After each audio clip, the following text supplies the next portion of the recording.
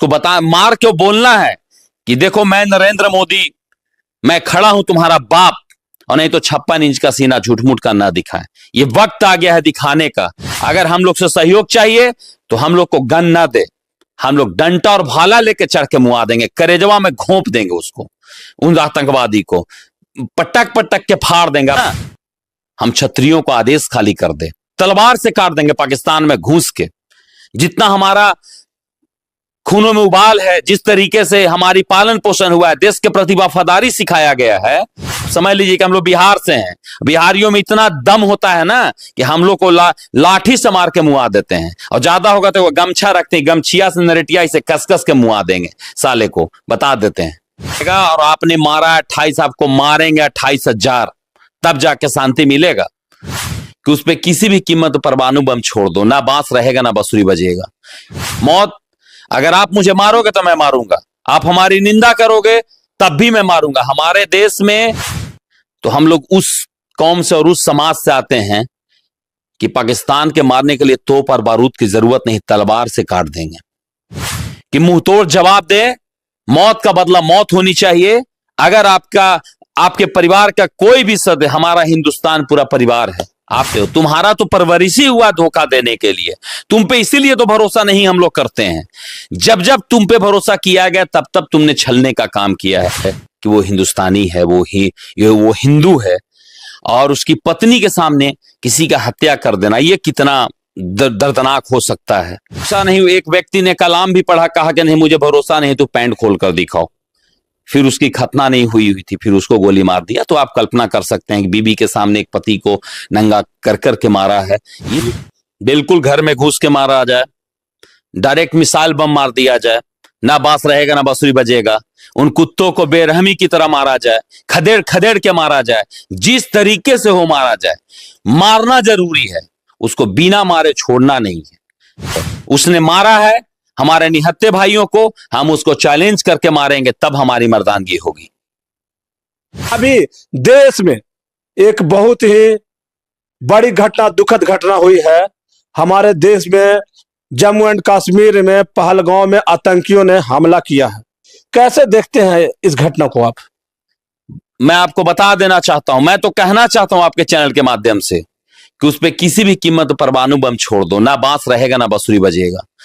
किसी हद तक जितना आखिरी जो दंड देने का जो प्रावधान है उसको दिया जा, चुकी वो मासूम बच्चा जिसकी शादी, वो व्यक्ति नौजवान जो देश का एक सरकारी पद पे था, मैं उसको इस चलते उनका नाम ले रहा हूं क्योंकि मैं उनके बारे में काफी सोशल मीडिया में डाला गया। ऐसे ऐसे लगभग 27 और लोग हैं जो बेकसूरों का जान लिया है उस आतंकवादियों ने। उन्होंने मजहब का जिस तरीके से तांडव करवाया है कि मैं मुस्लिम समाज का हूं, मैं मुस्लिम हूं, तुम हिंदुओं को नहीं रहने दूंगा। अरे भाई, ऐसा नहीं होता है। ये हिंदुस्तान ही एक ऐसा देश है पूरे वर्ल्ड में जिसमें हर वर्ग के लोगों को यहां सम्मान किया जाता है, प्यार किया जाता है। और उस स्थिति में अगर तुमने आकर के देश में जब चैलेंज देने का काम किया है, तुमने हमारे निसहाय बेसहारा हिंदुस्तानियों को कत्ल किया है, मारा है उनको, तो आपको किसी भी कीमत में बख्शा नहीं जाएगा। आज का मैं स्टेटमेंट हमारे रक्षा मंत्री राजनाथ सिंह का मैं सुन रहा था, जिस तरीके से वो बौखलाए हुए थे। हमारे आदरणीय प्रधानमंत्री नरेंद्र मोदी भी मतलब बौखलाए हुए थे।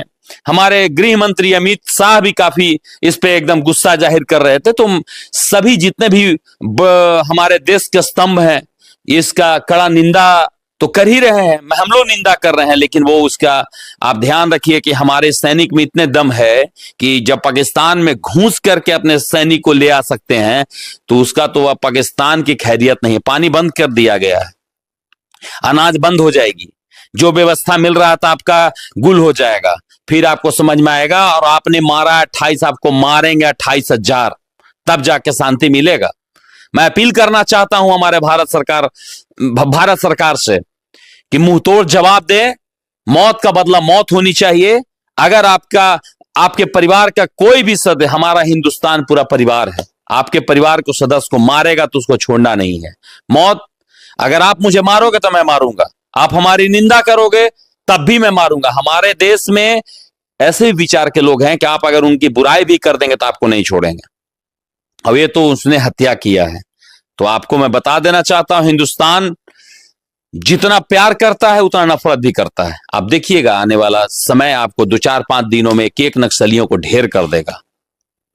अच्छा, एक सवाल उठती है कि एक पत्नी के सामने पति को गोली मार दिया जाता है। सबसे पहले धर्म पूछा जाता है, और जब वो बताते हैं कि मैं हिंदू हूं तो पैंट खोल करके, कपड़ा उतार करके चेक किया जाता है कि ये हिंदू है या मुस्लिम। उसके बाद गोली मारा जाता है, वो भी पत्नी के सामने। ये बहुत ही मतलब भयावह घटना है। आप मतलब ऐसा आप कह सकते हैं कि सोचिए कि जिस बेचारे का सब इतना कसूर है कि वो हिंदुस्तानी है, वो हिंदू है, और उसकी पत्नी के सामने किसी का हत्या कर देना, ये कितना दर्दनाक हो सकता है। मतलब समझिए कि मेरा रोमा खोल रहा है। हम लोग, आप देख लीजिए, अगर सैनिक अगर आज इजाजत दे दे तो हम लोग उस कौम से और उस समाज से आते हैं कि पाकिस्तान के मारने के लिए तोप और बारूद की जरूरत नहीं, तलवार से काट देंगे। जिस तरीके का उसने कांड किया है ना, हम क्षत्रियों को आदेश खाली कर दे, तलवार से काट देंगे पाकिस्तान में घुस के। जितना हमारा खूनों में उबाल है, जिस तरीके से हमारी पालन पोषण हुआ है, देश के प्रति वफादारी सिखाया गया है, मैं आपको बता देना चाहता हूं, हमारी बहन के सामने एक भाई का हत्या हुआ है। उस बहन पे क्या बीत रहा होगा, उस परिवार पे क्या बीत रहा होगा, ये मैं समझ सकता हूं, क्योंकि मैं भी किसी का भाई हूं, बेटा हूं। किसी भी कीमत बख्शा नहीं जाएगा। भारतीय सरकार, भारतीय सैनिक हमारा बहुत मजबूत है, और भारत सरकार भी अच्छा काम करेगा, भरोसा मैं आपको दिलवा दे रहा हूं। मुझे पूरा पूर्ण भरोसा है कि मजबूती के साथ इसका जवाब देगी। ईंट का जवाब पत्थर से देगी।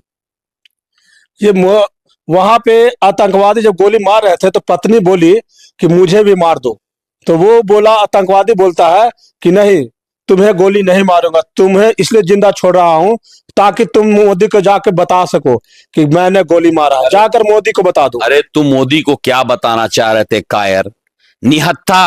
निहत्था व्यक्ति पे हमला करके तुम अपने आप को क्या दिखाना चाहते हो? तुम्हारा तो परवरिश ही हुआ धोखा देने के लिए। तुम पे इसीलिए तो भरोसा नहीं हम लोग करते हैं। जब जब तुम पे भरोसा किया गया तब तब तुमने छलने का काम किया है। कुछ पुराने राजनीतिकारों ने ऐसा काम कर दिया हमारे देश में कि आज हमको ये दुर्दशा देखने के लिए पड़ रहा है। नहीं तो यहां सब लोग आपस में मिलजुल करके रहते थे, एक सद्भावना बनी रहती थी। और अब ये चैलेंज उसने किया है, अभी तो चैलेंज भारत सरकार को स्वीकार करने की जरूरत है। उसको बिल्कुल उसको मार क्यों बोलना है कि देखो मैं नरेंद्र मोदी, मैं खड़ा हूं तुम्हारा बाप, और नहीं तो 56 इंच का सीना झूठ मूठ का ना दिखाए। ये वक्त आ गया है दिखाने का।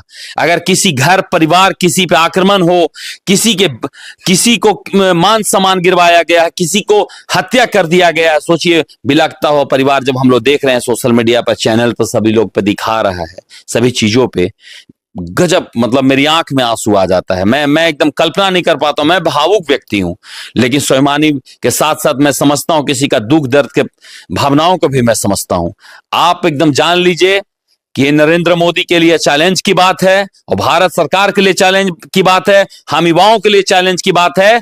अगर हम लोग से सहयोग चाहिए तो हम लोग को गन ना दे, हम लोग डंटा और भाला लेके चढ़ के मुआ देंगे, करेजवा में घोंप देंगे उसको, उन आतंकवादी को पटक पटक के फाड़ देंगे। आप समझ लीजिए कि हम लोग बिहार से हैं, बिहारियों में इतना दम होता है ना कि हम लोग को लाठी से मार के मुआ देते हैं, और ज्यादा होगा तो वो गमछा रखते हैं, गमछिया से नरेटिया इसे कस कस के मुआ देंगे, साले को बता देते हैं। नरेंद्र मोदी सऊदी अरब का दौरा छोड़ के वापस आते हैं, और अपने जो सैनिक होते हैं, जो भारत जो सैनिक है, उनको खुली छूट दे रखे हैं कि जहां भी आतंकवादी दिखाई देता है तो उसके ऊपर कार्रवाई करने के लिए खुली छूट दे रखे हैं। और ये जो आतंकी है वो मोदी का नाम क्यों ले रहे हैं? आखिर मोदी से उनको इतनी नफरत क्यों? अरे मेरे भाई, आप देश के प्राइम मिनिस्टर हैं मोदी, सबसे मजबूत प्राइम मिनिस्टर है मोदी। आप देख लीजिए कि जिस तरीके से उन्होंने कहा कि 370 हट गया, अब वहां पे लोग जाकर के व्यवसाय कर रहे हैं, जम्मू कश्मीर में जमीन खरीदा जा रहा है, वहां पे घर बनाया जा रहा है। मोदी ने ही स्टेटमेंट दिया है कि भाई देखिए अब हमारा कहीं से भी कोई किसी तरह का आतंकवादी गतिविधि नहीं है। तो ये चैलेंज किसको किया? मोदी को किया कि ये तुम्हारी गलतफहमी है। हम लोग आज भी उतना ही सक्रिय हैं जितना कल थे।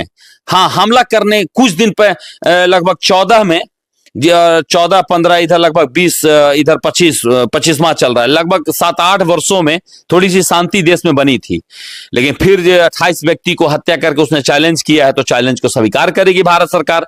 और किसी भी कीमत में मोदी कहीं भी रहेंगे, जब देश में घटना हो जाएगी तो वापस आना ही है। हम लोग सब उनके परिवार हैं, वो हमारे देश के प्राइम मिनिस्टर हैं, तो किनसे चैलेंज वो करेगा? मोदी जी के लिए एक सवाल है। मोदी जी आते हैं, स्टेटमेंट देते हैं कि उन आतंकवादियों को चुन चुन के मारेंगे, चाहे वो जहन्नुम में ही क्यों नहीं छुपे रहे, उनको ढूंढ ढूंढ के मारेंगे।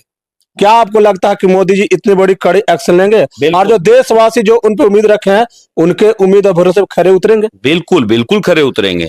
ये उनका मान सम्मान नहीं है, पूरे देश की मान सम्मान की बात है।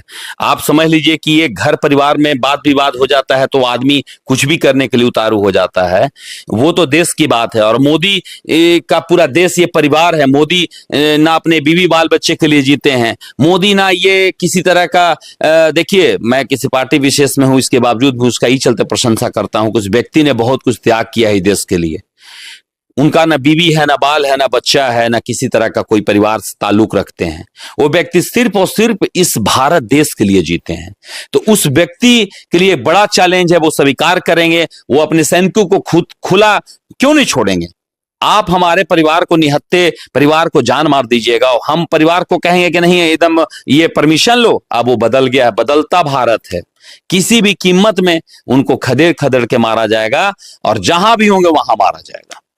बिहार के ही एक आईबी ऑफिसर थे, मनीष रंजन। वो अपने पत्नी और 2 बच्चों के साथ पहलगांव जाते हैं जम्मू कश्मीर में घूमने के लिए।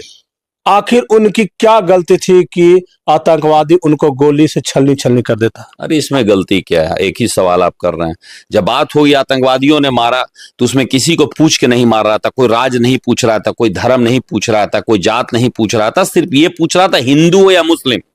अगर वो मुस्लिम होते तो नहीं मारता वो। लोग उस पर भरोसा नहीं। एक व्यक्ति ने कलाम भी पढ़ा, कहा कि नहीं मुझे भरोसा नहीं तो पैंट खोल कर दिखाओ। फिर उसकी खतना नहीं हुई थी, फिर उसको गोली मार दिया। तो आप कल्पना कर सकते हैं कि बीबी के सामने एक पति को नंगा कर करके मारा है। ये तो मतलब कहने वाली बात ही नहीं। बिहार नहीं, किसी भी हमारे देश के किसी भी कोने से जो व्यक्ति वहां पर गया था, वो सिचुएशन पकड़ा है, उसको मार दिया गया है। अच्छा, हमारे देश में हिंदुओं की संख्या काफी ज्यादा है और लोग ये डिमांड करते हैं, मांग करते हैं कि भारत को हिंदू राष्ट्र का दर्जा दिया जाए। आज हिंदू जो लोग मुस्लिम हैं उनको नहीं, जो हिंदू वहां पे जात नहीं पूछा जा रहा, सिर्फ धर्म पूछा जा रहा। अगर आप हिंदू हैं तो उनको गोली मार दिया जा रहा। तो क्या हिंदू को जागने का समय आ गया है? बिल्कुल जागने का समय आ गया है।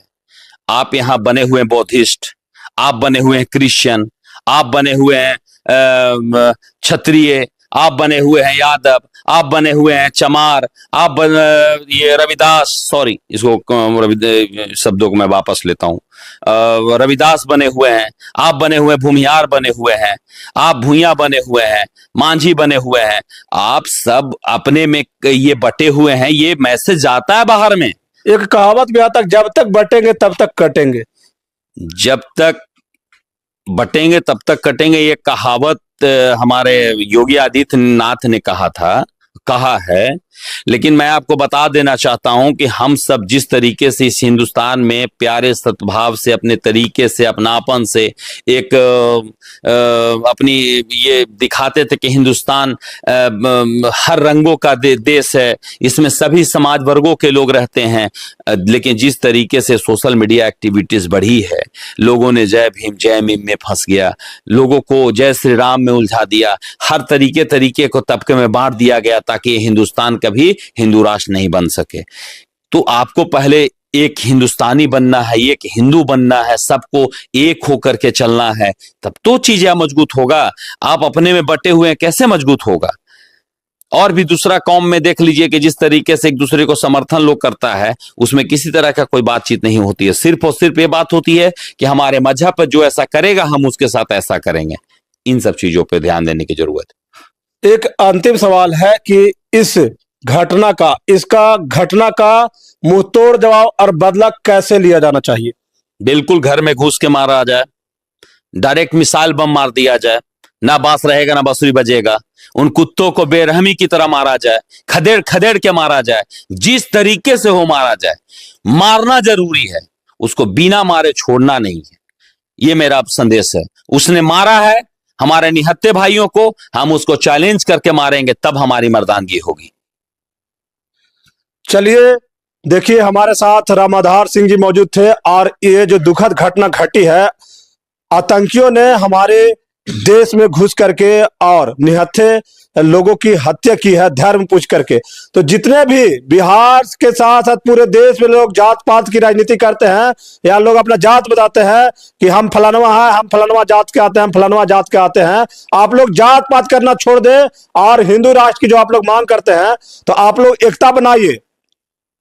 आप लोग इस वीडियो को इतना ज्यादा शेयर कीजिए कि ये बात पूरे देश में फैल सके और हमारे देश के जो माननीय यशस्वी प्रधानमंत्री नरेंद्र मोदी जी हैं, उनका 56 इंच का सीना कहा जाता है और वो 56 इंच का सीना वाला काम करते भी हैं।